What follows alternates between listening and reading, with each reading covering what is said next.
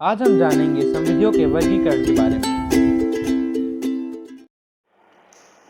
Hello everyone, welcome back to my channel Vidhi की पाठशाला और मैं हूं डॉक्टर वत्सला शर्मा। जी हाँ, देखिए आज मैं आपके सामने लेकर के आई हूं इंटरप्रिटेशन ऑफ स्टैट्यूट्स यानी कि संविधियों के निर्वचन में से एक बहुत ही इंपॉर्टेंट टॉपिक को, क्लासिफिकेशन ऑफ स्टैट्यूट्स यानी कि संविधियों का वर्गीकरण किस प्रकार से किया जाता है। इससे पहले देखिए मैंने अपना एक वीडियो और अपलोड किया हुआ है जिसमें मैंने संविधि क्या है और संविधियों की विशिष्टताएं यानी कि पर्टिकुलर क्या हैं ये मैंने पूरा डिस्कस किया हुआ है। यदि आप उसको देखना चाहते हैं, आप संविधियों के बारे में और जानना चाहते हैं तो आप उस वीडियो को देख सकते हैं। देखिए जैसे कि मैंने भी बताया आपको कि आज की वीडियो में हम बात करें संविधियों के वर्गीकरण के बारे में। तो संविधियों का वर्गीकरण 4 प्रकार से होता है, जिसमें हम सबसे पहले बात करते हैं duration related, second method related, third object related and fourth है एक्सटेंट ऑफ एप्लीकेशन रिलेटेड। चलिए अब इन्हीं चारों पॉइंट को हम एक एक करके डिस्कस करते हैं। तो देखिए सबसे पहले जब बात आ रही है ड्यूरेशन रिलेटेड, ड्यूरेशन का मतलब अवधि। अवधि के आधार पर संविधि को किस तरीके से क्लासिफाई किया गया है। तो देखिए अवधि के बेस पर मैंने नीचे चार्ट में लिखा हुआ है, 2 तरह के स्टैट्यूट्स की बात की गई है, टेम्परेरी एंड परमानेंट। अब यदि हम टेम्परेरी या परमानेंट की बात करें तो हम सभी को इसका मीनिंग क्लियर है कि देखिए परमानेंट का मतलब होता है जो चीज हमेशा तक के लिए हमारी हो, यानी कि जिसके समाप्त होने के बारे में ऐसा कुछ नहीं बताया गया है, वो हमारी परमानेंट है। और जब टेम्परेरी की बात आती है तो देखिए टेम्परेरी का मतलब जो पर्टिकुलर टाइम के लिए या पर्टिकुलर जगह पर या किसी भी पर्पज से जिसका मतलब जो टाइम है वो हमारा जब लिमिटेड कर दिया जाता है तो वो हमारा टेम्परेरी कहलाता है। तो वो संविधि जो हमेशा के लिए होती हैं, पर हमेशा के लिए मतलब ये नहीं है कि उसमें अमेंडमेंट नहीं हो सकता। इट मीन्स कि जिनमें अमेंडमेंट हो सकता है वो हमारी परमानेंट स्टैट्यूट्स कहलाएंगी। लेकिन जो संविधि पर्टिकुलर टाइम पीरियड के लिए या जिनकी सीमा जो भी जो लॉ बनाया गया है उसके अंदर उनकी एक लिमिटेशन या उनका टाइम पीरियड जब बता दिया जाता है तो वो टेम्परेरी स्टैट्यूट कहलाती हैं। सेकंड देखिए हम बात करने जा रहे हैं मेथड रिलेटेड, यानी कि हम यहाँ पर इसको कह सकते हैं कि ढंग के संदर्भ में संविधि किस प्रकार से वर्गीकृत की जाती है। देखिए ढंग या स्वरूप भी हम इसको कह सकते हैं।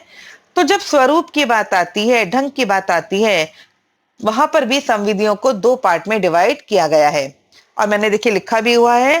पहला हमने वहां पर लिखा है मैंडेटरी, सेकंड हमने लिखा हुआ है डायरेक्टरी, यानी कि जिसको कि हम कह सकते हैं आदेशात्मक और सेकंड हमारा निर्देशात्मक। मैंडेटरी को कई नामों से जाना जाता है, जैसे कि इसको हम मैंडेटरी, इंपेरेटिव या फिर ऑब्लिगेटरी भी कहते हैं। हिंदी में हम इसको आज्ञात्मक, आदेशात्मक या बाध्यकारी कानून के नाम से भी जानते हैं। ठीक उसी तरीके से जब डायरेक्टरी की बात आती है तो उसको परमिसिव स्टैट्यूट के नाम से भी जाना जाता है, यानी कि निर्देशात्मक या अनुमति बोधक कानून के नाम से भी इसको जाना जाता है। तो चलिए आइए बात करते हैं कि इनसे मतलब क्या है। देखिए यहाँ पर नाम से क्लियर है कि जब हम बात करें आदेशात्मक तो इसका मतलब ये हो गया कि आदेशात्मक या जो हम बाइंडिंग, जो हम लॉ की बात कर रहे हैं वो ऐसी संविधि है जो कुछ सर्टेन कामों को करने के लिए हमें बाइंडिंग करती है। मतलब एक कार्य को, एक सर्टेन एक्ट को हमको सर्टेन तरीके से जब करने के लिए बताया जाता है और हमको उसको बिल्कुल ओबे करना ही होता है तो वो हमारी हमारी जो है वो मैंडेटरी यानी कि इंपेरेटिव स्टैट्यूट्स हमारी कहलाती है। सेकंड जब हम बात करते हैं डायरेक्टरी की, तो देखिए डायरेक्टरी में क्या है कि उसमें जब कोई कानून केवल किसी चीज के बारे में गाइडलाइन दे रहा है, निर्देश दे रहा है कि इस कार्य को इस प्रकार से किया जाए, लेकिन जब वो उसको बाइंडिंग नहीं बना रहा है तब इसको हमारा मैंडेटरी कहा जाता है कि मतलब ये निर्देश तो हैं लेकिन इनको मानने की बाध्यता नहीं है। देन इसके बाद में हमारा आता है ऑब्जेक्ट रिलेटेड। देखिए ऑब्जेक्ट के बेस पर यानी कि उद्देश्य के बेस पर संविधि को कई पार्ट में बांटा गया है और जहां पर देखिए मैंने आपको पूरे 12 पार्ट्स जो है मैंने इसके बताए हुए हैं कि किस तरीके से संविधि का क्या क्या ऑब्जेक्ट हो सकता है और उन ऑब्जेक्ट के बेस पर हम संविधि को किस प्रकार से बता सकते हैं। तो मैं एक एक लाइन में आपको बताने जा रही हूँ। देखिए, सबसे पहले मैंने लिखा हुआ है कोडिफाइंग स्टैट्यूट, यानी कि ये विधियों को संहिताबद्ध करता है और किसी विशिष्ट विषय पर विधियों को पूरी तरीके से हमको क्लियर करके बताता है। सेकंड, कंसोलिडेटिंग स्टैट्यूट्स, यानी कि जिसको कहा जाता है समेकनकारी संविधियां, जो किसी विषय पर विधियों को एक स्थान पर कलेक्ट करने का काम करता है। किसी विषय पर विधियों को एक जगह इकट्ठा करके जब विधि बनाई जाती है तो वह हमारा कहलाता है कंसोलिडेटिंग स्टैट्यूट। थर्ड, देखिए यहाँ पर मैंने मेंशन किया हुआ है डिक्लेरेटरी स्टैट्यूट्स, यानी कि घोषणात्मक संविधियां। इसका मतलब ये है कि ये वे संविधियां हैं जो विधियों में रह गई किसी भी शंका को या किसी भी संदेह, इट मींस डाउट को क्लियर करती हैं। उसको सिस्टमैटिक तरीके से उसको जब डिक्लेयर करती हैं तब ये हमारा डिक्लेरेटरी स्टैट्यूट्स कहलाएगा। देन इसके बाद में नेक्स्ट है रेमेडियल स्टैट्यूट्स। तो यहाँ पर नाम से क्लियर हो रहा है उपचारात्मक संविधि जिसको कहा जाता है। ये वो संविधियां होती हैं जो नई नई रेमेडीज प्रोवाइड करती हैं और ये मेनली सोशल जस्टिस को प्रोवाइड कराने के लिए बनाई जाती हैं, क्योंकि यहाँ पर इसमें पब्लिक वेलफेयर की बात होती है और लोगों की प्रॉब्लम्स को दूर करने के लिए, रेमेडीज को प्रोवाइड करने के लिए, उपचार प्रदान करने के लिए ये संविधियां बन करके आती हैं। नेक्स्ट, इसके बाद में हम बात करने जा रहे हैं इनेबलिंग स्टैट्यूट्स, यानी कि समर्थकारी संविधियां, और इसी का जस्ट अपोजिट इसका नेक्स्ट पॉइंट होगा। तो चलिए पहले हम जानते हैं इनेबलिंग स्टैट्यूट्स। ये वो संविधियां होती हैं जो उस सामान्य विधि का विस्तार करती हैं जो कि कहीं पर संकुचित है। मतलब यदि कहीं पर कुछ चीज बिल्कुल नैरो फॉर्म में है तो ये उसको एक्सप्लेन करने का काम करती हैं। देन इसके बाद में हम बात कर रहे हैं डिसेबलिंग स्टैट्यूट्स की, जो कि कहीं ना कहीं समर्थकारियों से अपोजिट आ जाती हैं। यहाँ पर हम उन विधियों की बात कर रहे हैं जो सामान्य विधियों के अंतर्गत उपलब्ध अधिकारों को प्रतिबंधित करती हैं या उनको समाप्त करती हैं। देखिए नेक्स्ट, पेनल स्टैट्यूट। ये तो देखिए सबको नाम से क्लियर हो रहा है, हम यहाँ पर दांडिक संविधियों की बात कर रहे हैं। ये वो संविधियां हैं जो किन्हीं कार्यों को, किन्हीं एक्ट्स को अपराध घोषित करते हुए उसमें पनिशमेंट के प्रोविजंस को बताती हैं और अपराधों को रोकने के लिए बनी होती हैं। इसका एग्जांपल तो हम सभी जानते हैं, हम आईपीसी की यहाँ पर बात कर सकते हैं। देन देखिए हमारा नेक्स्ट है टैक्सिंग स्टैट्यूट्स।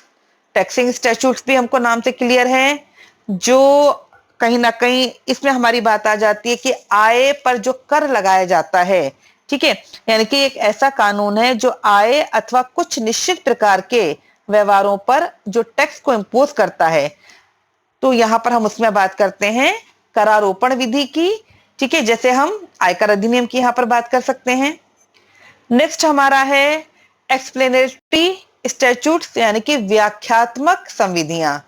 ये वो संविधियां हैं जो विधियों की व्याख्या करती हैं, पहले जो विधियां बनी थी उनकी कमियों को दूर करती हैं और इसको इसीलिए व्याख्यात्मक संविधि के नाम से जाना जाता है। नेक्स्ट देखिए हम बात करने जा रहे हैं अमेंडिंग स्टैट्यूट्स की। ये तो बहुत ही ज्यादा इंपॉर्टेंट है, क्योंकि देखिए ये जो संविधि है ये मौलिक रूप में जो विधियां पहले जो पारित की गई होती हैं उनमें कई नई चीजों को अमेंडमेंट करता है, कई नई चीजें उसमें ऐड करता है, जिससे कि यदि पहले बनाई गई विधि में जो कमियां रह गई हैं उनको अमेंडमेंट करके, उनको संशोधन करके उनको बिल्कुल एक सही तरीके से सामने लाया जा सके। इसका मेन पर्पज ही यही होता है कि जो लॉ एग्जिस्टेंस में है उनको और ज्यादा इफेक्टिव बनाना। देखिए इसके बाद में हम बात कर रहे हैं रिपीलिंग स्टैट्यूट्स के बारे में। रिपीलिंग स्टैट्यूट्स यानी कि निरसनकारी संविधियां वो संविधियां होती हैं जो पहले में जो अधिनियमित जो संविधियां होती हैं उनको निरसित घोषित करती हैं। तो यानी कि क्या हो, इसका मतलब हो गया यह वह कानून है जो पूर्व में अधिनियमित कानून को निरसित करता है। देन इन द लास्ट हम बात करने जा रहे हैं वैलिडेटिंग स्टैट्यूट्स की, यानी कि विधि मान्यकारी संविधियां। ये वे संविधियां हैं जो पूर्व विधियों के दोषों को दूर करके मतलब यदि पहले किसी लॉ में कोई कमियां थी तो उन कमियों को दूर करते हुए उनको वैलिड डिक्लेयर करती हैं या उनके कार्यों को वैलिड डिक्लेयर करती हैं। और यदि वो ये वैलिडिटी नहीं प्रोवाइड करती तो वो जो कार्य हमारे शून्य हो जाते या वो हमारे इलीगल हो जाते। यानी कि ये वैलिडिटी प्रोवाइड करती हैं, इसीलिए इनको विधि मान्यकारी संविधियां या वैलिडेटिंग स्टैट्यूट्स कहा गया है। और इन द लास्ट अब हम बात करने जा रहे हैं जो फोर्थ जो क्लासिफिकेशन का जो टाइप है, जिसमें हमने कहा है एक्सटेंट ऑफ एप्लीकेशन रिलेटेड, जो हम स्टैट्यूट्स के बारे में बात कर रहे हैं, यानी कि क्षेत्र के संदर्भ में या लागू होने की सीमा के संदर्भ में विधियां कितने प्रकार की हो सकती हैं। तो देखिए यहां पर भी हमने दो पार्ट में बांटा है। पहला हमने लिखा है पब्लिक स्टैट्यूट, सेकंड है प्राइवेट स्टैट्यूट, यानी कि सार्वजनिक संविधि और निजी संविधि। देखिए बिल्कुल नाम से क्लियर हो रहा है, जो पब्लिक स्टैट्यूट्स की जो हम बात कर रहे हैं उससे मतलब ऐसी संविधि से है जिसका संबंध सार्वजनिक नीति से जुड़े मामलों में होता है, यानी कि जहां पर हम पूरे पब्लिक से रिलेटेड मैटर्स के बारे में बात कर रहे हैं। और वहीं पर जब हम निजी संविधि यानी कि जब हम प्राइवेट स्टैट्यूट्स की बात कर रहे हैं तो उसका मतलब ऐसी संविधि से है जो कि व्यक्तिगत मामलों यानी कि प्राइवेट मैटर से रिलेटेड होते हैं। तो देखिए यहाँ पर आप लोगों को ये क्लासिफिकेशन ऑफ स्टैट्यूट्स यानी कि हम किस तरीके से संविधियों को वर्गीकृत कर सकते हैं, ये आपको इस चार्ट के थ्रू कम से कम समझने में मतलब आप इसको इजीली समझ गए होंगे। और क्योंकि इंटरप्रिटेशन ऑफ स्टैट्यूट्स वाला टॉपिक स्टार्ट किया हुआ था मैंने, तो बहुत ज्यादा तो नहीं पर फिर भी कई बार आपसे क्लासिफिकेशन पूछ लिया जाता है और एटलीस्ट आपको पता भी होना चाहिए था। तो इसीलिए आज मैंने इसको डिस्कस किया। And thank you so much for watching the video. Notes को हिंदी में डाउनलोड करने के लिए डिस्क्रिप्शन बॉक्स को चेक करें। Thank you.